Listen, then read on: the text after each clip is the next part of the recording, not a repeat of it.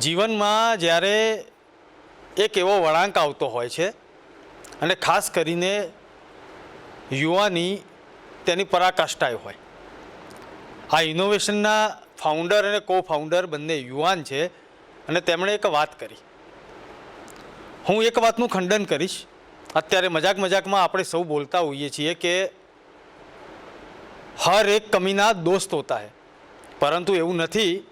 કેટલાક મિત્રોએ ચા પીતા પીતા ઇનોવેશન કરવાનું પ્રોત્સાહન આપ્યું અને બન્યું આ રોબોટ, આ મશીન વિશે વાત કરીશું. જોડાયેલા રહેજો મારી સાથે વીઆર લાઈવ પર. દર્શક મિત્રો, આ ઇનોવેશન જે છે તેનું સંશોધન કેવી રીતે થયું, કેવી રીતે વિચાર આવ્યો, તેના ફાઉન્ડર મારી સાથે છે.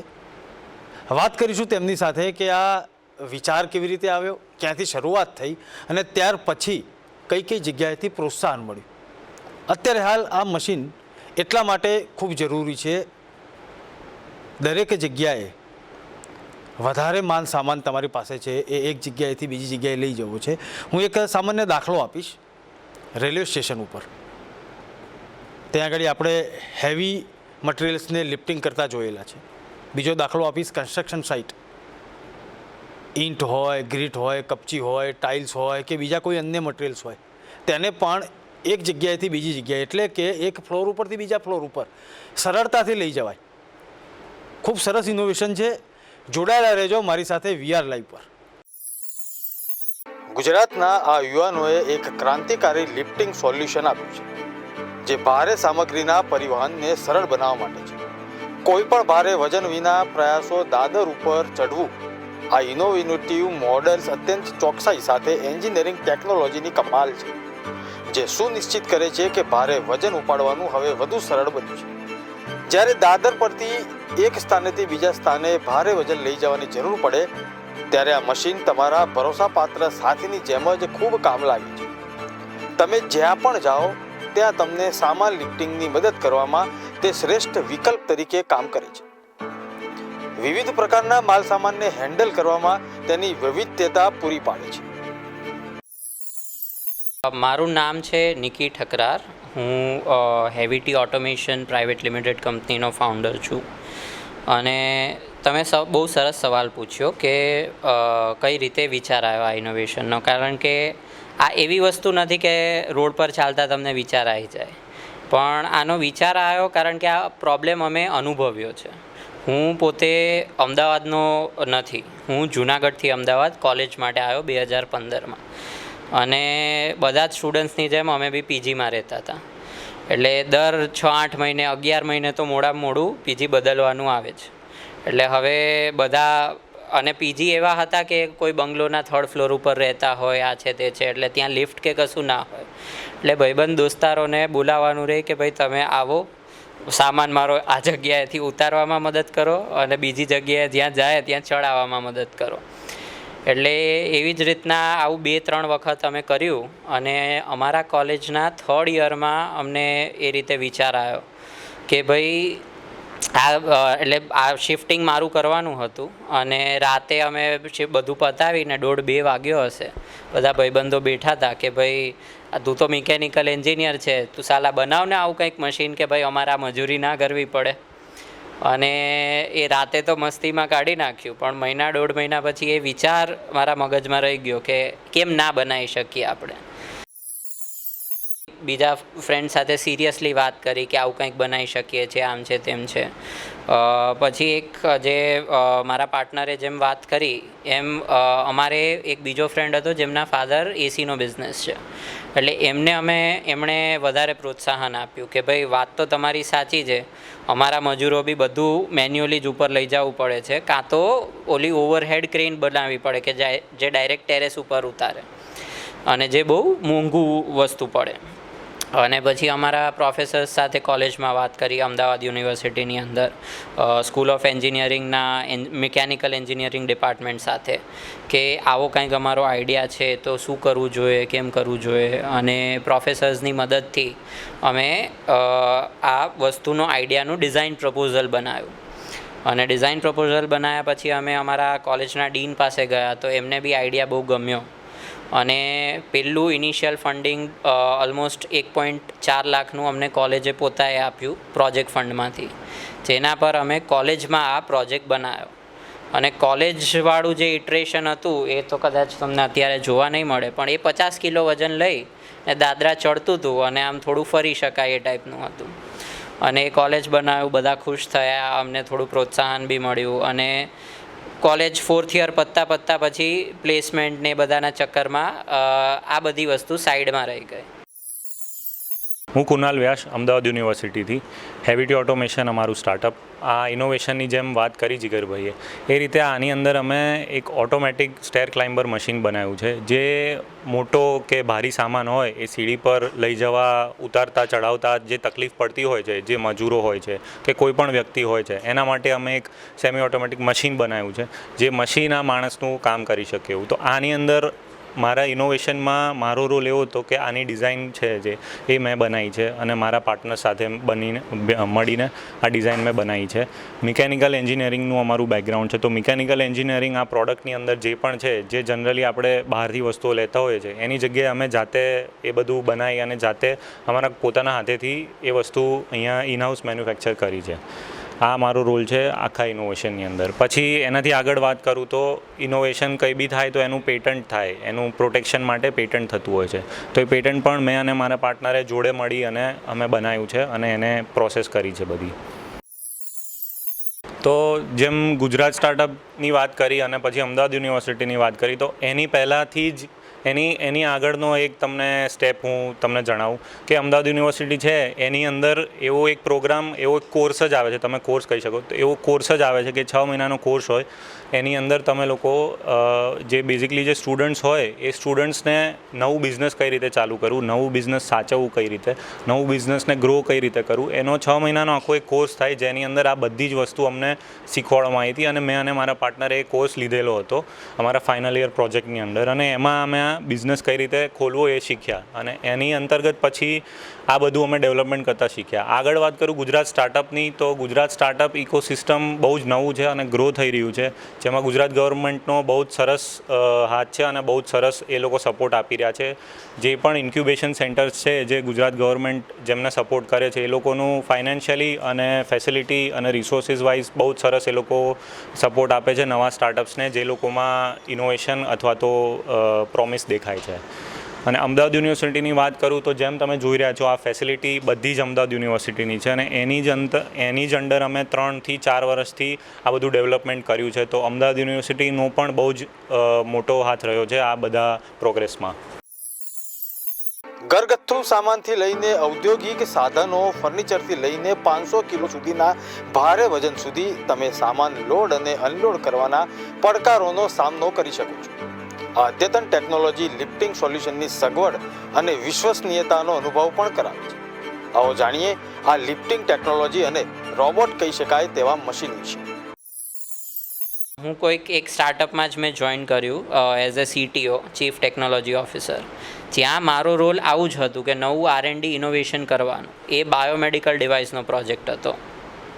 એ 1.5 વર્ષ કર્યા પછી મને એવું થયું કે અગર હું બીજાના પ્રોજેક્ટ્સ બનાવી શકું છું તો મારું જે સપનું હતું, મારો આઈડિયા હતો, એને હું કેમ આગળ ના લઈ જઈ શકું. એટલે અમે પાછું સ્ટાર્ટ કર્યું 2021માં અને અમે અમદાવાદ યુનિવર્સિટી વેન્ચર સ્ટુડિયોમાં આવ્યા. ત્યાં અમને નિધિ પ્રયાસ કરીને ગ્રાન્ટ છે એક સ્ટાર્ટઅપ ઇન્ડિયા તરફથી. એ નિધિ પ્રયાસની અમને ગ્રાન્ટ મળી, જેની અંદર અમે કામ કરવાનું ચાલુ કર્યું. અને આ ઇનિશિયલ અમે અમે 50-60 અલગ અલગ ડિઝાઇન ઇટરેશન્સ બનાવ્યા ત્યાં સુધીમાં. અને માર્કેટમાં લોકો સાથે વાત કરી, પેકર્સ એન્ડ મૂવર્સ જે આપણું ઘર શિફ્ટિંગમાં મદદ કરતા હોય છે, એમની સાથે વાત કરી અમે કે ભાઈ તમને કઈ રીતે પ્રોબ્લેમ્સ છે, તમને કેવું પ્રોડક્ટ જોઈએ છે.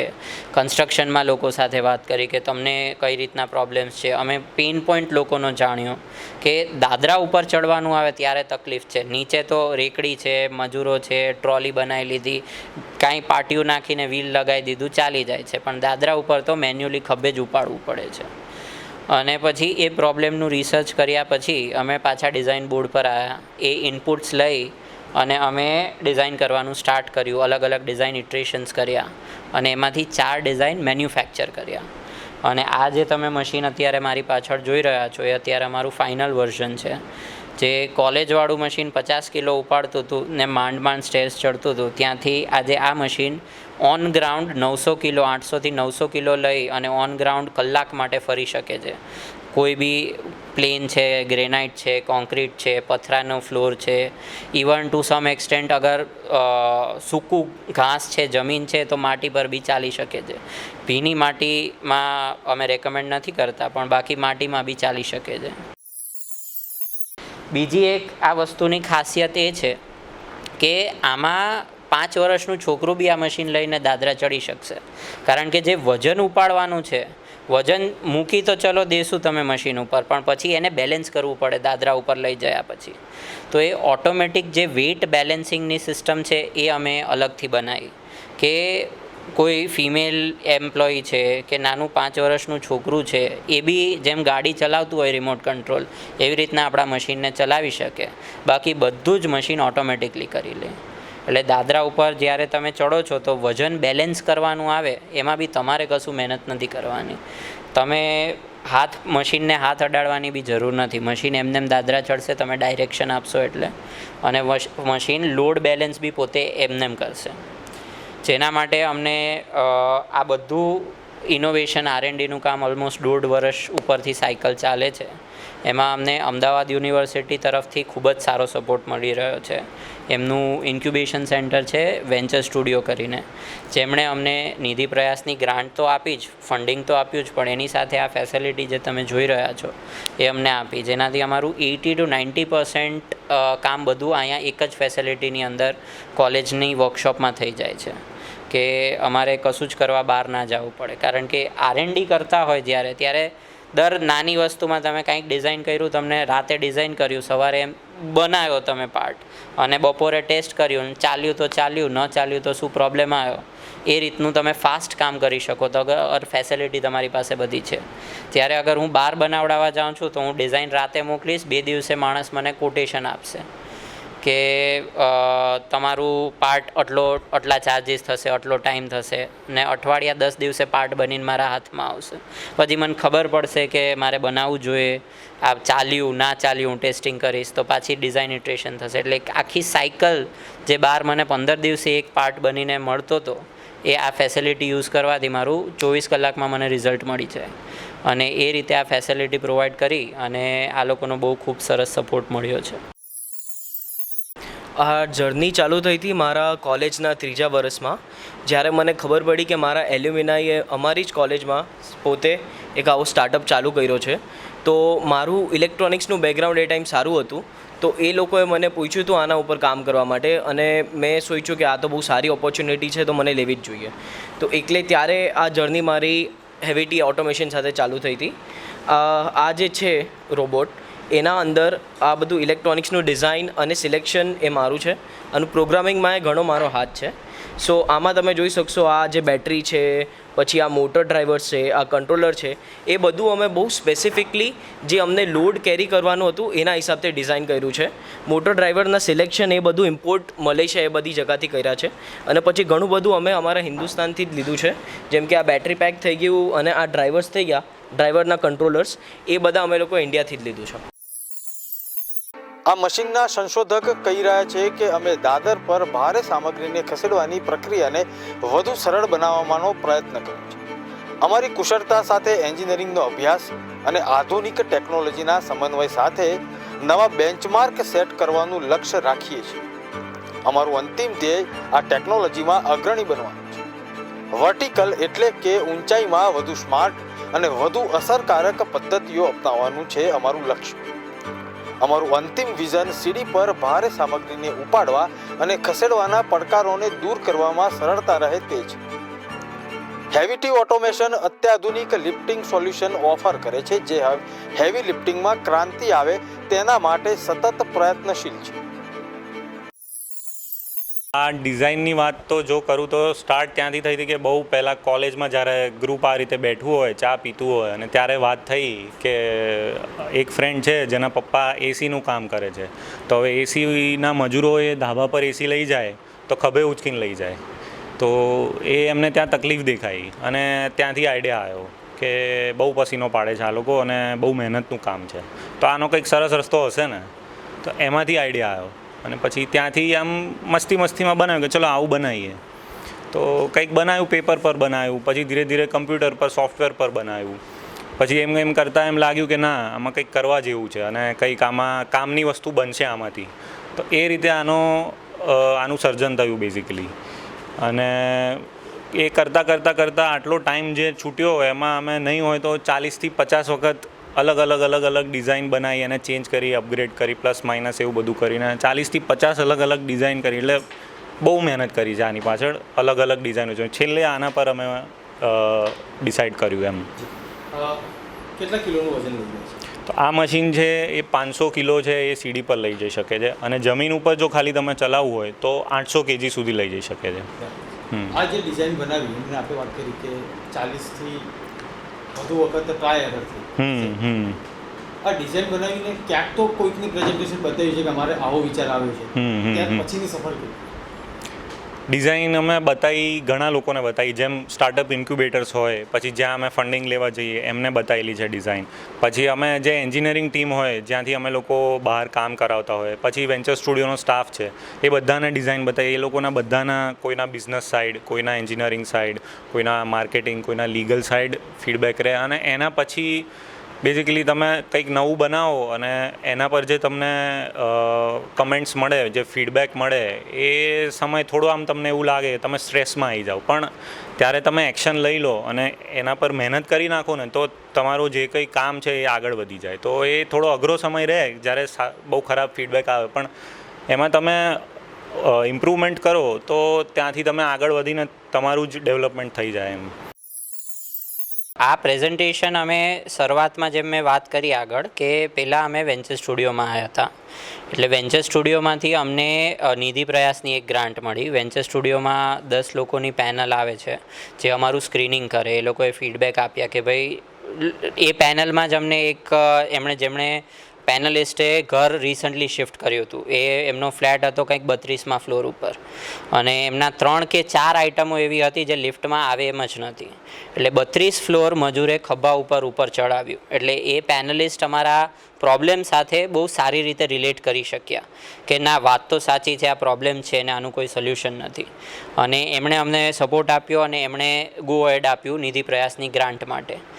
એના સિવાય અમે બીજે આપણે SSIPમાં બી પ્રેઝન્ટેશન આપ્યું. SSIPમાં બી અમને સેમ જ એવો ફીડબેક મળ્યો, અમને SSIPની 2 લાખની ગ્રાન્ટ મળી, અને એના બધું યુઝ કરી અને અમે પ્રોટોટાઇપ ડેવલપ બનાવ્યું. નેક્સ્ટ અમે આપણે અહીંયા આઈહબ કરીને એક ઇન્ક્યુબેશન સેન્ટર છે, એમાં બી અપ્લાય કર્યું હતું, જેમાં SSIP સર્જ કરીને ગ્રાન્ટ છે, તો એ અમને સપોર્ટ મળ્યો, એટલે આઈહબનો બી સપોર્ટ છે. અને ત્યાંથી બિકોઝ એ એજ્યુકેશન ડિપાર્ટમેન્ટનું છે એટલે પોલિટિકલ કનેક્શન્સ અને એમના વધારે હોય છે, પોલિટિકલ ઇવેન્ટ્સ વધારે હોય છે, તો ત્યાંથી અમારું લાસ્ટ યર 2022માં SSIP માટે એક આવી જ રીતના ન્યૂઝ ઇન્ટરવ્યૂ લેવામાં આવ્યો હતો, જે ક્લિપ ઇવન હર્ષ સંઘવીએ, આપણા જે ઓનરેબલ હોમ મિનિસ્ટર છે, એમણે ઇન્સ્ટાગ્રામ પોતાના હેન્ડલ પર શેર કરી હતી લાસ્ટ યર, એમણે પોતાના ફેસબુક પર શેર કરી હતી, અને આપણા ઓનરેબલ ચીફ મિનિસ્ટર ભૂપેન્દ્રભાઈએ બી અમારો વિડીયો, જે અમારી આ કહાની છે આખી, એ એમને શેર કરી હતી, જેનાથી અમને બહુ જ સારું પ્રોત્સાહન મળ્યું અને અમારા ટીમને બી બહુ સારું પ્રોત્સાહન મળ્યું કે ભૂપેન્દ્રભાઈ સુધી અમારી વાત પહોંચી અને આખા ગુજરાતભરે અમારું સ્ટોરી સાંભળી. આ બધું થયા ના કારણે અમે ગુજરાતમાં તો ખાસું એવું ટ્રેક્શન અમને મળ્યું કે ગુજરાતમાં ઘણા બધા લોકો સ્ટાર્ટઅપ ઇકોસિસ્ટમમાં એનેબલર્સ, બધા ઇન્ક્યુબેશન સેન્ટર્સ અમને ઓળખે છે, અમને જાણે છે કે હેવીટી એટિમેશન કોણ છે અને શું છે. પણ પછી અમે ત્યાંથી થોડું વધારે એમ્બિશિયસ થયા કે હજી વધારે આગળ વધવું જોઈએ, જેના કારણે અમે હૈદરાબાદ પહોંચ્યા. અને અમે એક બચપનથી દરેક એન્જિનિયરનું સપનું હોય છે કે આપણે આઈઆઈટીમાંથી એન્જિનિયરિંગ કરશું. એટલે આઈઆઈટીમાંથી એન્જિનિયરિંગ તો ના કર્યું અમે, પણ અમારું સ્ટાર્ટઅપને અમે આઈઆઈટીમાં જરૂર પહોંચાડ્યું. એટલે અમને 2023 જાન્યુઆરીમાં આઈઆઈટી હૈદરાબાદે અમને સપોર્ટ કર્યો અને ત્યાંથી અમને એક ગ્રાન્ટ મળી છે 25 લાખની. આ ઇનોવેશનથી કામદારોને સશક્ત બનાવવામાં મદદ મળે તે મુખ્ય હેતુ સાથે સલામતીની ખાતરી અને અદ્યતન રોબોટ્સ તમને દૈનિક વજન સંબંધિત કાર્યોને વિના પ્રયાસે કરવા માટે સક્ષમ બનાવે છે અને કોઈ પણ પ્રકારના વધારાના પ્રયત્ન વિનાનું લિફ્ટિંગનું ભારતનું પ્રથમ ઓટોમેટિક વજન ઉપાડનાર રોબોટ્સ મશીન આ અત્યાધુનિક સોલ્યુશન સાથે સીડી પર ભારે સામગ્રી ખસેડવાની રીતમાં ક્રાંતિ લાવી રહી છે. આ ટેકનોલોજી ખાસ કરીને બાંધકામ સાઇટ, ઉદ્યોગો અને ઘર સામાનની હેરાફેરીમાં ખૂબ કામ લાગી શકે તેમ છે. તે માટે ગુજરાત સ્ટાર્ટઅપ પોલિસી અંતર્ગત અને ભારત સરકારના સ્ટાર્ટઅપ કાર્યક્રમ અંતર્ગત ખૂબ જ અગત્યનું સંશોધન આ યુવાનોએ કર્યું છે.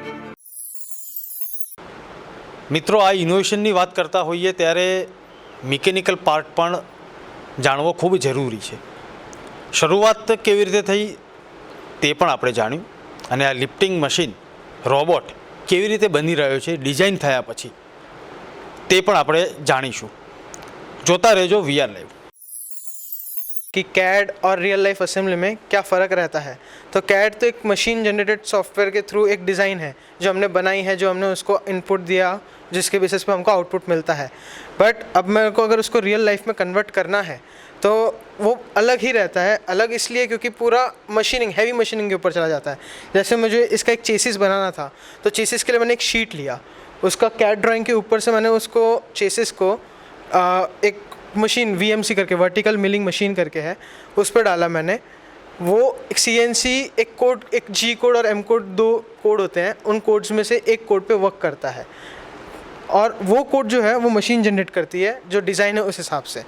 अब जो मशीन ने जो कोड जनरेट किया है, अब उसको हमें उस मशीन में डाल के एक प्रोफाइल क्रिएट करना है उस शीट को काट के.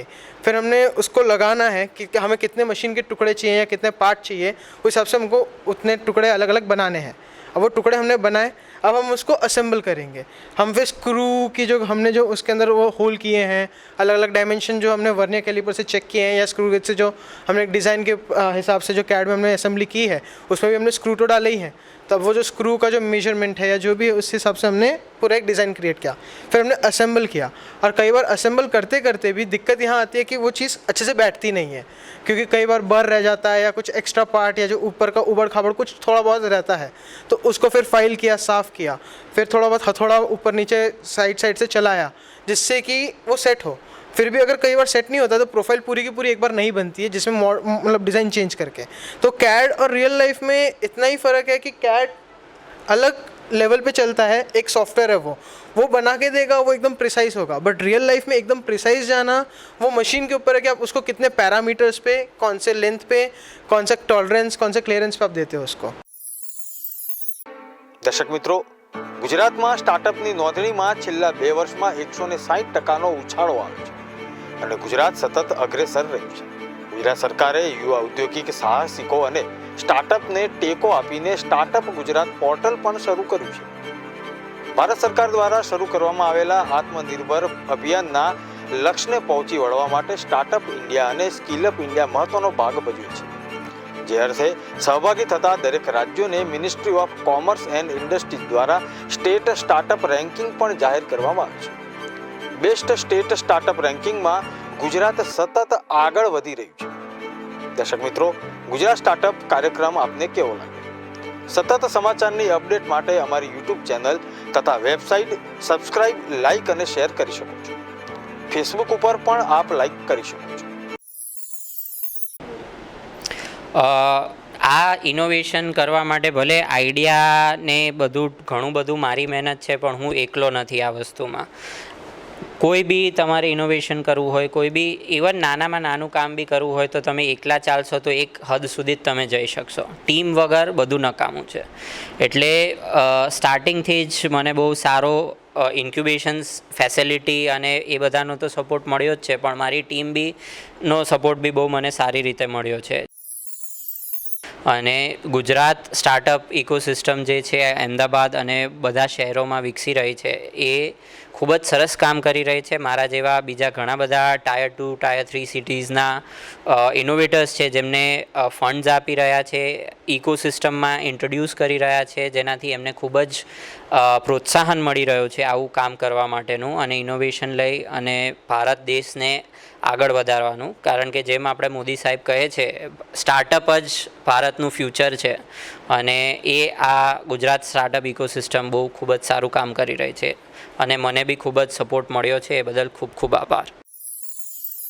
તો આ VR લાઈવ ન્યૂઝ ચેનલના માધ્યમથી હું નેક્સ્ટ જનરેશનને, જે મારાથી નાના છોકરાઓ છે કે મારા કલીગ્સ છે, મારા જુનિયર સ્ટુડન્ટ્સ છે, એમને હું એક શોર્ટ મેસેજ આપવા માગું છું કે અત્યારનો જે સમય છે એ નવું બિઝનેસ ખોલવા માટે બહુ જ સરસ છે અને ઇન્ડિયાની અંદર, ગુજરાતની અંદર, અમદાવાદની અંદર સ્ટાર્ટઅપ્સ અને નવા બિઝનેસ માટે બહુ જ બધા સપોર્ટ મેકિંગ ઇન્ફ્રાસ્ટ્રક્ચર અને બહુ બધી પોલિસીસ આવી રહી છે. તો એનો લાભ ઉઠાવો અને જે નાની એજ છે એમાં તમારા પાસે ટાઈમ રહેશે અને એ ટાઈમનો સરસ ઉપયોગ કરો. આ એજ પર તમારે લર્નિંગની કેપેસિટી વધારે હશે અને તમને ક્યુરિયોસિટી વધારે હશે. તો આ તમારી લાઈફનો આ જે સમય છે એનો કંઈક સરસ ઉપયોગ કરીને એક નાનું રિસ્ક લો અને એક નવો બિઝનેસ ખોલો, નવો સ્ટાર્ટઅપ ખોલો, કંઈક નવું પ્રોડક્ટ બનાવો, કંઈક અલગ બનાવો બધાથી, જે બધા નથી કરી રહ્યા. કંઈક એવું કરો, એક ટ્રાય કરો, તમને મજા આવશે. It is worth it. Give it a shot. મિત્રો, આજે વાત થઈ આ મશીનની કે જે સીધી સપાટી ઉપર 800થી 900 કિલો વજન લઈ જઈ શકે છે અને જ્યારે સ્ટેર સીડીમાં, દાદરમાં જ્યારે વજન લઈ જવું હોય ત્યારે તેની કેપેસિટી છે 500 kg. આ જે ઇનોવેશન છે તે કન્સ્ટ્રક્શન સાઇટ હોય, ઔદ્યોગિક જે પ્લાન્ટ્સ હોય તેના અલગ અલગ પાર્ટ્સ એક જગ્યાએથી બીજા જગ્યાએ લઈ જવાના હોય, ઘરનો સામાન હોય અથવા તો પોતાની દુકાનનો સામાન ગોડાઉનની અંદર કંઈક ફેરબદલ કરવાનો હોય, તમામ જગ્યાએ ખૂબ સરળતાથી, જે રીતે નિક્કીએ વાત કરી કે 5 વર્ષનું બાળક પણ આને રિમોટથી ઓપરેટ કરી શકે છે. ખૂબ સરસ ઇનોવેશન છે. આ જ રીતે આવતા શનિવારે પણ એક અલગ ઇનોવેશન સાથે હું ઉપસ્થિત થઈશ. જોતા રહેજો VR લાઈવ. જીગર પંડ્યા સાથે નયન રાઠોડ. નમસ્કાર.